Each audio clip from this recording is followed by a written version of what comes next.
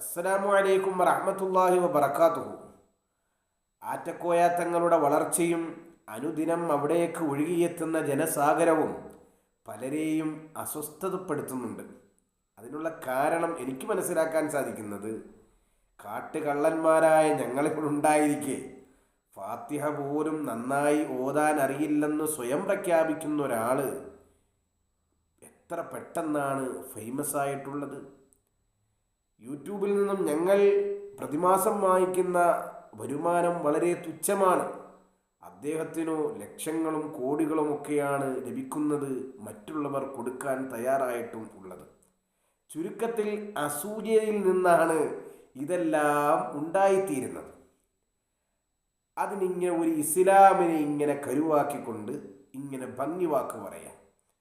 ഇസ്ലാമിനെ പറയിപ്പിക്കാൻ വേണ്ടി കുറേ യുവപണ്ഡിതന്മാർ, ചില തങ്ങന്മാർ ആറ്റക്കോയാത്തങ്ങളല്ല നാറ്റക്കോയാത്തങ്ങളാണ് എന്നൊക്കെ ഇങ്ങനെ പറഞ്ഞ് ഇങ്ങനെ പരിഹസിക്കുക. എന്നാൽ ഈ പറയുന്നവർ ദീനുമായി ഏതെങ്കിലും ബന്ധമുണ്ടോ? അവർ ദീനുമായി ബന്ധപ്പെട്ട് സംസാരിക്കുന്നത് കേട്ടാൽ എല്ലാം ദീനിൻ്റെ ചിട്ടയിൽ നടക്കുന്ന വ്യക്തികളാണെന്ന് തോന്നിപ്പോകും. ആ രൂപത്തിലാണ് അവരുടെ സംസാരം, ദീനിനെ പറയിപ്പിക്കാനത്രേ. എന്നാൽ ഈ പറയുന്ന ആളുടെ അവസ്ഥ എന്താ? അവരൊക്കെ ദുർഗന്ധം വമിക്കുന്ന ചാണകക്കുഴിയിലെ പുഴുക്കളാണ് ഇവരാണ് ദീനിൻ്റെ കാര്യത്തിൽ വല്ലാത്ത ആശങ്കയും സങ്കടപ്പെടലും ഒക്കെ നടത്തുന്നത്. നിങ്ങൾ അദ്ദേഹത്തിൻ്റെ ആ വീഡിയോ ഒന്ന് കണ്ടു നോക്ക്.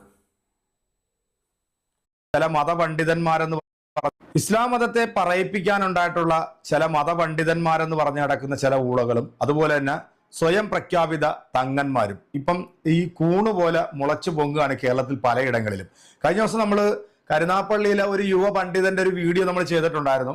അത് പുള്ളി പറഞ്ഞെന്ന് പറഞ്ഞാൽ, ഉറക്കത്തിൽ സ്വപ്നത്തിൽ നബിതങ്ങൾ വന്നു, ഇവന്റെ 2 കവളത്തും ഉമ്മ വെച്ചു, എന്നിട്ട് പറയുക, നിനക്ക് 3 ഏക്കർ സ്ഥലം വാങ്ങിക്കാനായിട്ടുള്ള ആളുകളെ നിന്റെ അടുത്തേക്ക് ഞാൻ വിട്ടുതരാം. പിന്നെ ഇവൻ ഗൂഗിൾ പേ ഒക്കെ വെച്ചിട്ട് അതിലൂടെ മറ്റേ മജ്‌ലിസൊക്കെ നടത്തിയിട്ട് അതിൽ പൈസ ഇടുന്ന ആൾക്കാർക്ക് വേണ്ടി പ്രത്യേകം ദുആ ചെയ്യും. ഇങ്ങനെ കുറേ പണ്ഡിതന്മാരെന്ന് പറഞ്ഞ് നടക്കുന്ന ചില നാറികൾ, ഈ സമുദായത്തെ പറയിപ്പിക്കാനുണ്ടായിട്ടുള്ള ചില ഊളകൾ. ഇത് നമ്മൾ ഈ ഇവിടുത്തെ മതപണ്ഡിതന്മാരുണ്ടല്ലോ, നല്ല മതപണ്ഡിതന്മാർക്ക് പേര് ദോഷ, പക്ഷെ അവരൊന്നും ഇതിനെക്കുറിച്ചിട്ടൊരു അക്ഷരം പോലും മിണ്ടുന്നില്ല. അല്ലെങ്കിൽ ഇവരുടെയൊക്കെ ചുറ്റുപാട് നടക്കുന്ന മഹലിൽ അവിടുത്തെ ആൾക്കാരൊന്നും ഇതിനെക്കുറിച്ചിട്ടൊന്നും പറയുന്നില്ല. ഇവിടെ ചില യൂട്യൂബർമാർ മാത്രമാണ് ഇതിനെ വിമർശിക്കുന്നത്. ഇതിനെ വിമർശിക്കുമ്പോൾ ഇവരിൽ നിന്നും വരുമാനമുള്ള, അല്ലെങ്കിൽ ഇവരിൽ നിന്നും എന്തെങ്കിലുമൊക്കെ കിട്ടുന്ന ചില വേട്ടാവാളിയന്മാർ ഈ